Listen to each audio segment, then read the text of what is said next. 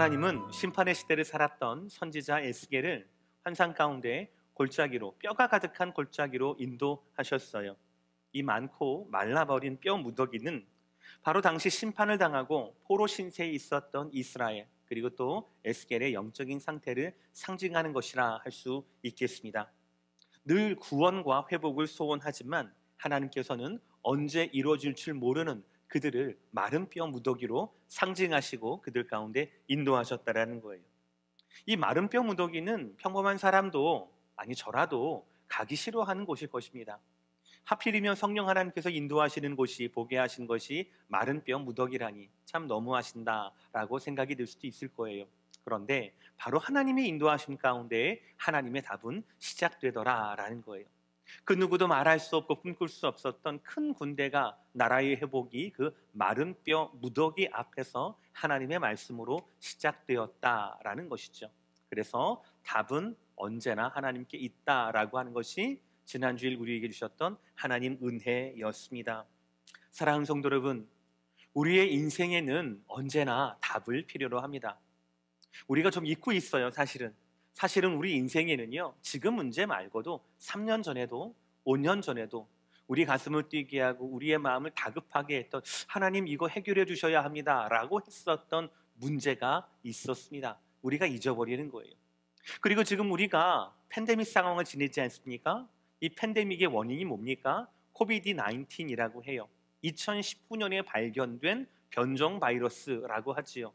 근데 여러분, 2019년 중국에서부터 발견된 이 변종 바이러스가 2023년에, 2050년에, 2060년에 또 다른 이름으로 코비드-23나 코비드-50나 그렇게 되지 않으리라는 보장이 있습니까? 오히려 우리가 두려워서 그것들이 더 있을지도 모른다라는 거죠. 우리 인생은, 특별히 믿는 자, 성도들의 삶은 늘 도전의 연속이었어요. 즉, 늘 답이 필요한 인생이 바로 저와 여러분의 인생의 본질이라는 것이지요. 오늘 말씀은요, 우리 인생의 도전 중에서, 우리 인생의 가장 큰 거침돌 중에서 가장 본질적이고 가장 피하고 싶은 그것을 상징하고 있습니다. 바로 무덤이지요. 무덤은 죽음을 상징합니다. 지금 죽음의 상징인 이 무덤, 나사로의 무덤 앞에서 사람들이 모여 있습니다. 그들이 할 수 있는 것이라고는 죽은 사람에 대해서 애도하는 것, 애곡하는 것, 그리고 유족에 대해서 위로하는 것, 이것이 최선이었을 겁니다. 그런데 여러분, 모든 문제 가운데 답을 가지고 계신 예수님께서 그 무덤 앞에 도착하니 모든 상황들이 달라지게 됩니다. 저는 이것을 여러분과 나누고 싶습니다. 오늘 말씀을 통하여서 우리 모두의 문제에도 답을 가지신 예수님을 만나 뵙게 되기를 주의 이름으로 축복합니다. 먼저 우리가 알아야 할 것, 우리가 무덤 앞에 왜 모였는가라는 거예요. 말씀드린 대로 무덤은 죽음의 상징입니다. 그래서 옛말에 사연 없는 무덤은 없다라고도 하지 않습니까? 즉, 이 사연이라고 하는 것은 과거지사예요. 바꿀 수도 없고요, 되돌릴 수도 없는 겁니다. 멈춰져 있고 더 나아갈 수가 없는 거죠.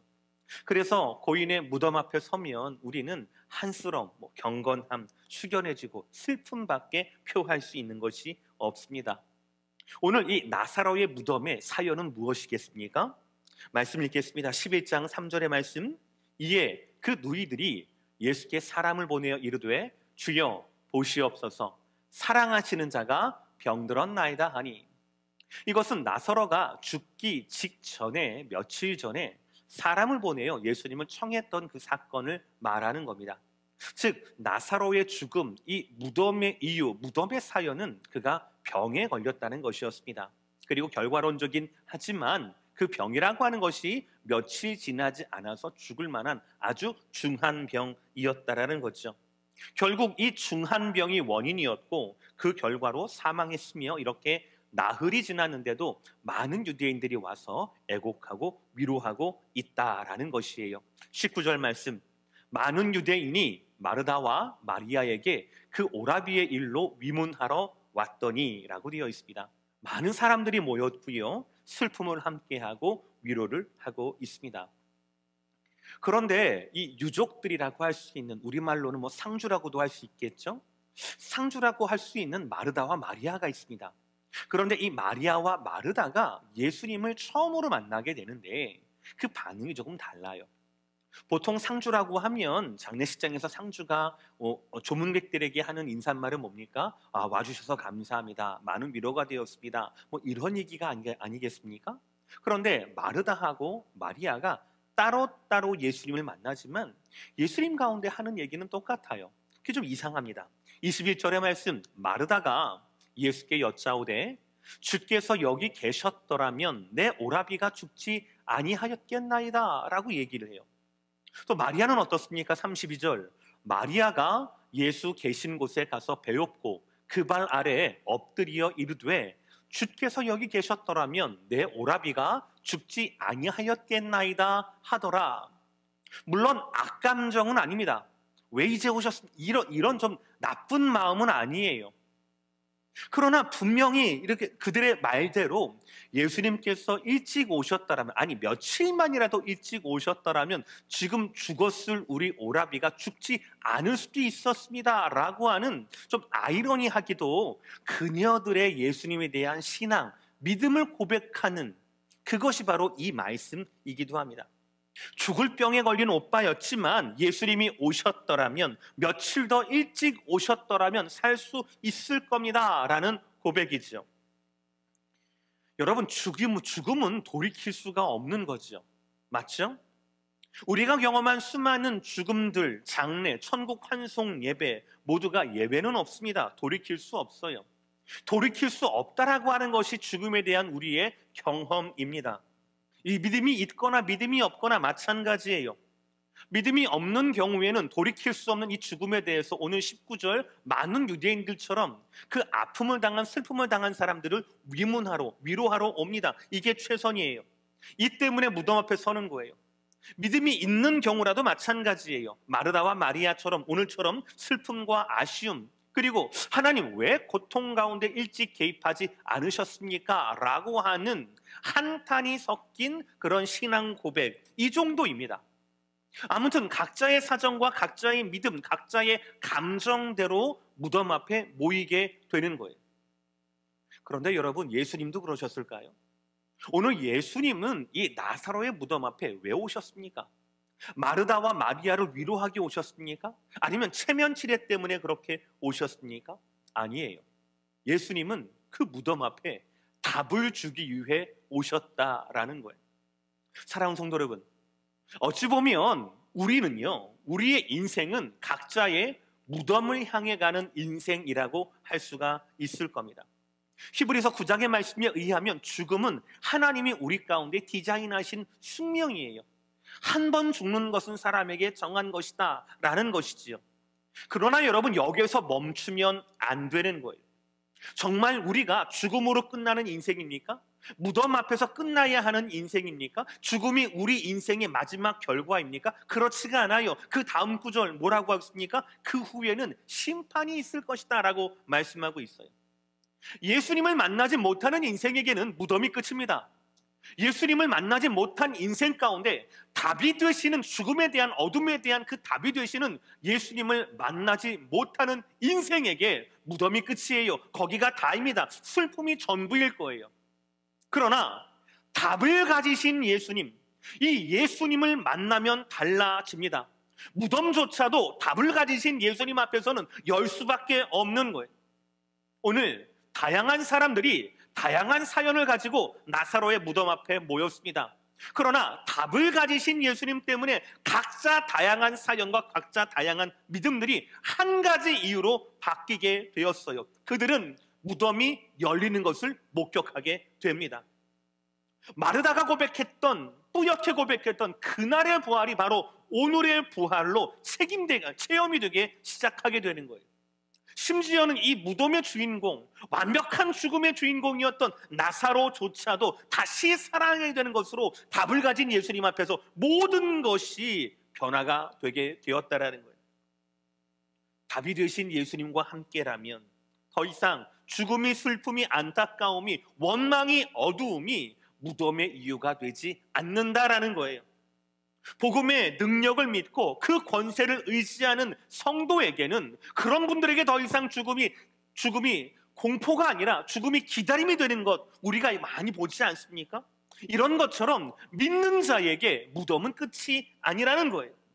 우리는 예수님 때문에 무덤에서도 죽음에 대한 삶에 대한 무덤에 대한 새로운 해석을 할 수 있다라는 것이지요.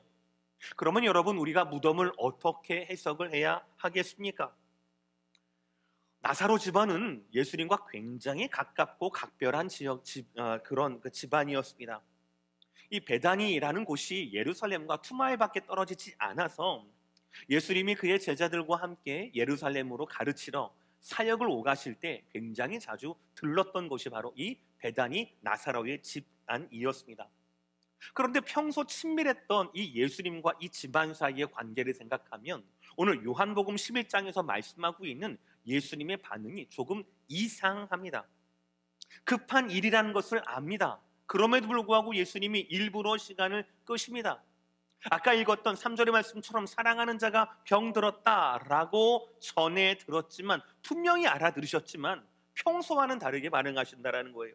오늘 4절의 말씀, 예수께서 들으시고 이르시되 이 병은 죽을 병이 아니라 하나님의 영광을 위함이요 하나님의 아들이 이로 말미암아 영광을 받게 하려 함이라 하시더라. 여러분, 죽을 병에 걸렸다라는 것이 있지요. 그리고 하나님의 영광이라고 하는 해석이 있습니다. 병에 대한 하나님의 영광에 대한 이 적용이 무엇으로 우리는 기대가 됩니까? 주로 이 병이 나아야 되는 거예요. 이 병이 낫는 겁니다. 이 병이 낫는 것 그 자체에 우리는 하나님의 영광을 기대할 수가 있게 되는 거예요. 이게 평소의 예수님의 모습이에요. 병든 사람과 하나님의 영광이 어울리려면 병을 고치는 수밖에 없습니다. 예수님이 자리를 빨리 떠서 가시는 수밖에 없습니다. 그래서 아무리 죽을 병이라 하지만 예수님의 만짐으로 말미암아 모든 것에서 싹 낫는 것, 이것이 여태까지 복음서에서 우리 가운데 익숙한 예수님의 사역의 모습이었어요.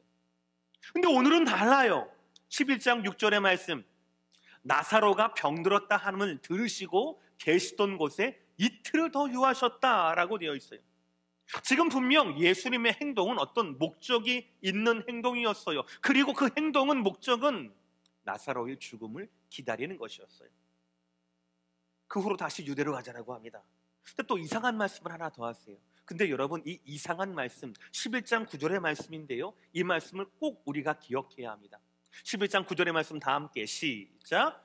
예수께서 대답하시되 낮이 12시간이 아니냐 사람이 낮에 다니면 이 세상의 빛을 봄으로 실족하지 아니하고. 제가 나중에 또 이 말씀을 설명드리겠습니다. 어쨌든 이 말씀을 잘 기억하십시오.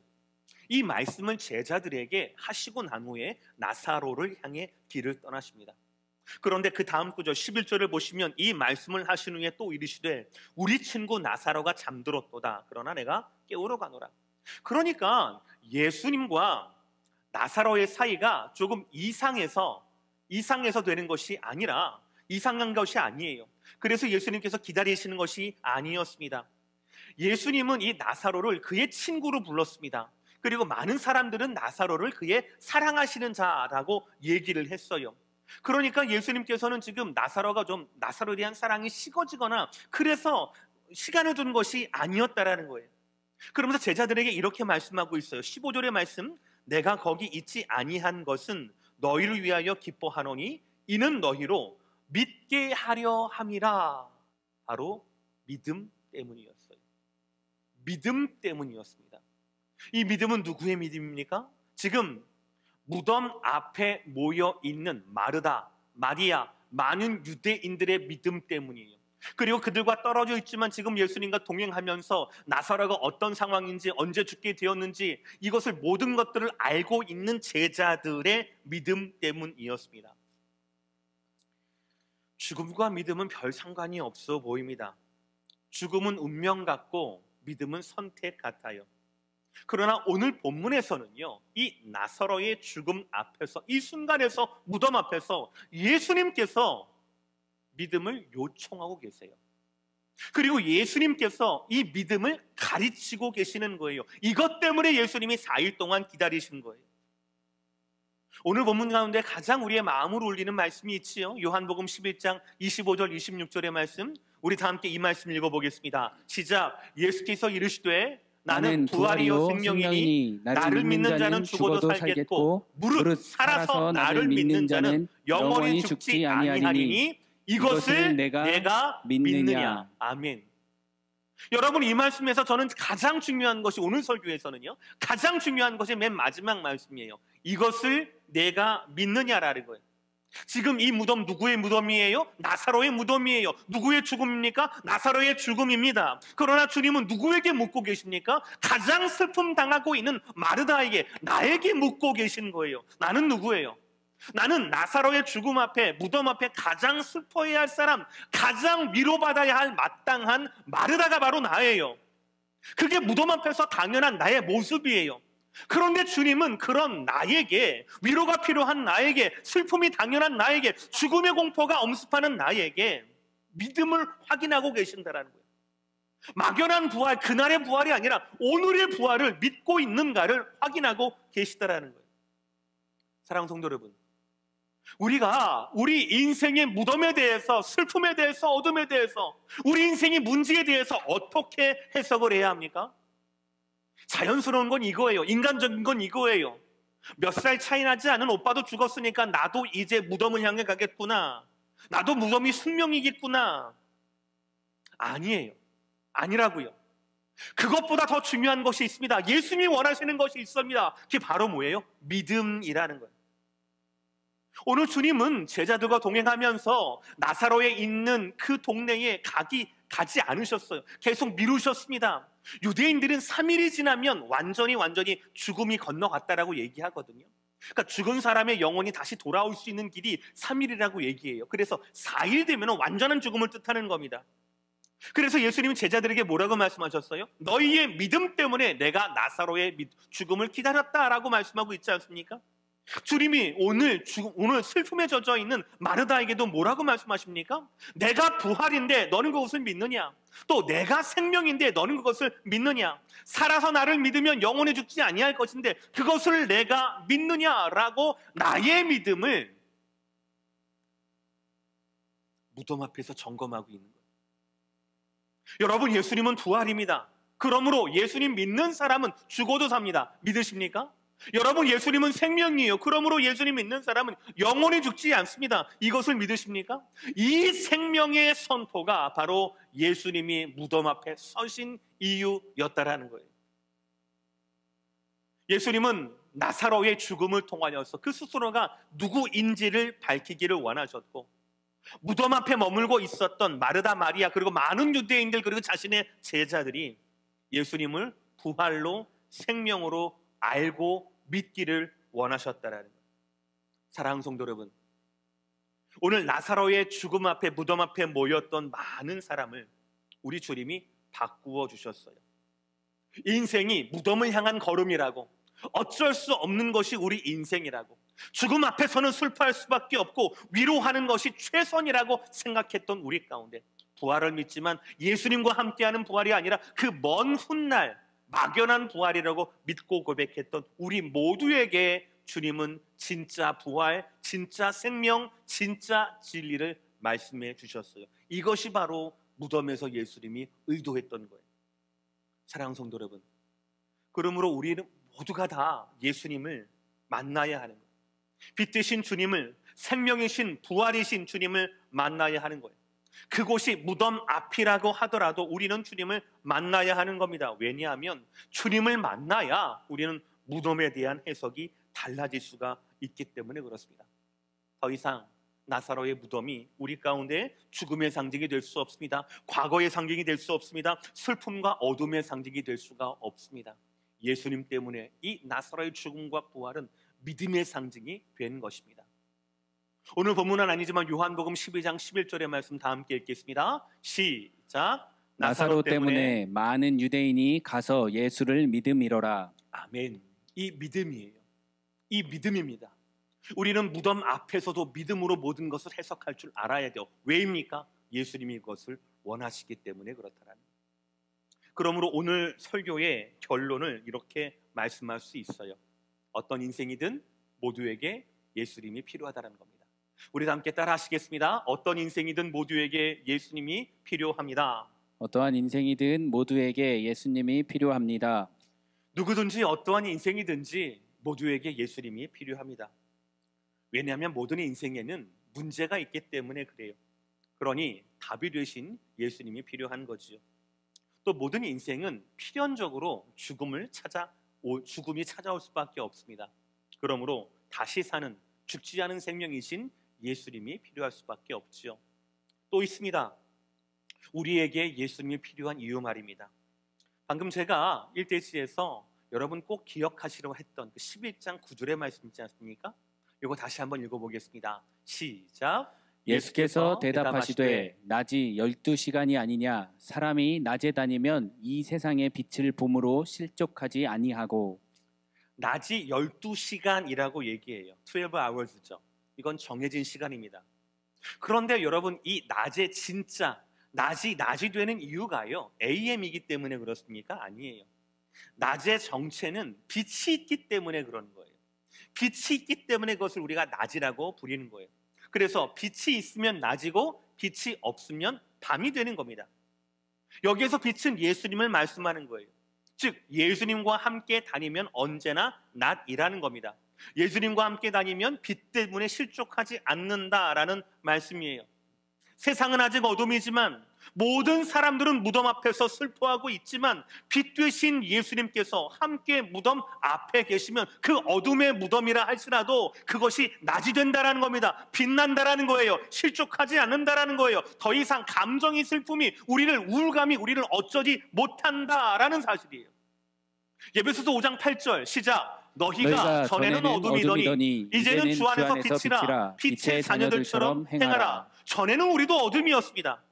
그러나 빛이신 예수님이 우리 인생에 계시기 때문에 이제는 우리가 빛의 자녀가 되었다라는 거예요. 주 안에서 빛이 되었다라는 거예요. 완전히 달라지게 된 거지요.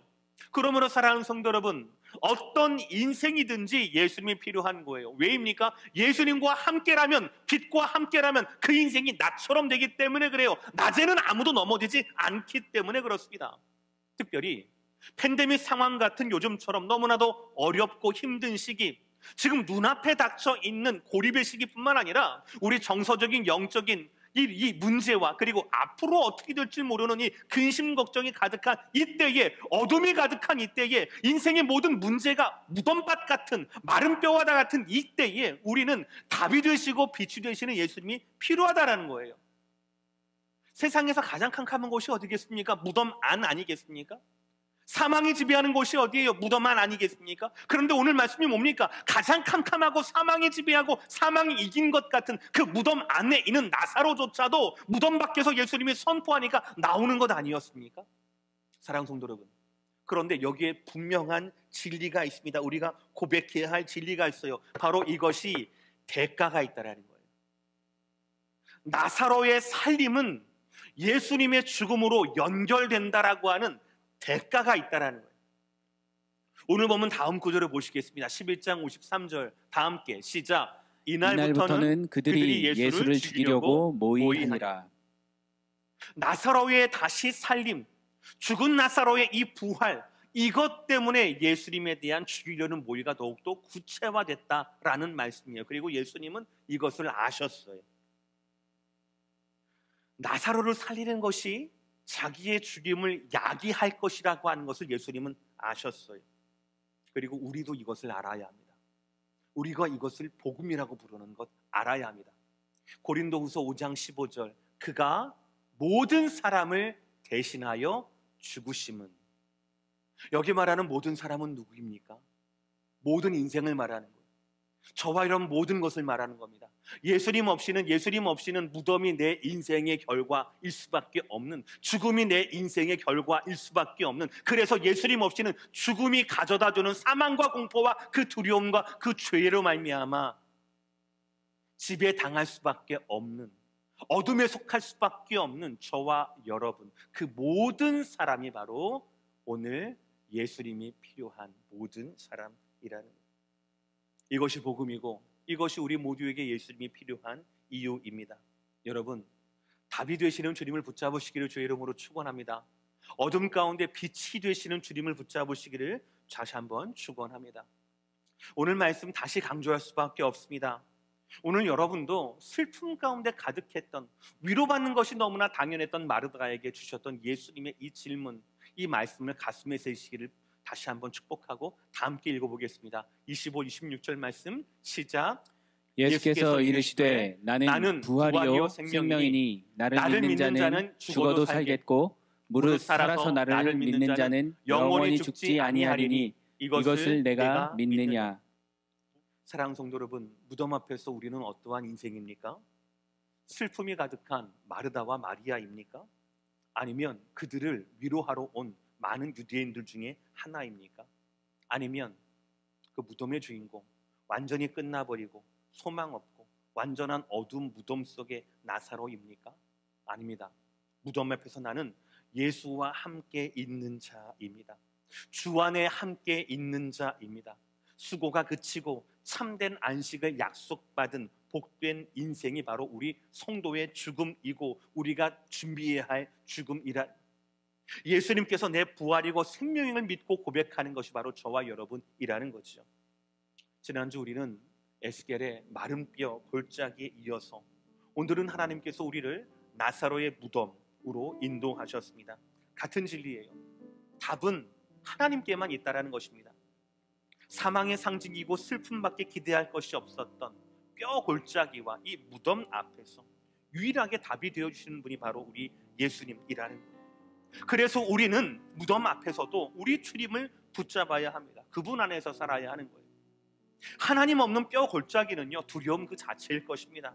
그러나 하나님 때문에 우리는 그곳에서 소망과 회복을, 그리고 군대의 일어남을 보게 되는 거예요. 예수님이 없는 무덤 앞은요, 사망과 슬픔 그 자체예요. 어둠 그 자체입니다. 그러나 오늘 예수님은 그 앞에서 부활과 생명을 선포하셨고 잊혀지지 않을 진리를 우리 가운데 보여주셨어요. 어둠 속에 빛을 주셨어요. 이제 우리는 주님 안에서 빛에 속한 자녀가 되었습니다. 사랑하는 성도 여러분, 인생의 어떠한 문제 앞에서라도 예수님의 자리를 비우지 마십시오. 믿음의 자리입니다. 그 믿음의 자리를 여러분의 슬픔으로, 여러분의 걱정으로, 세상의 어둠으로, 많은 사람들의 뉴스와 감정으로 그 믿음의 자리를 뺏기지 않기를 주의 이름으로 축복합니다.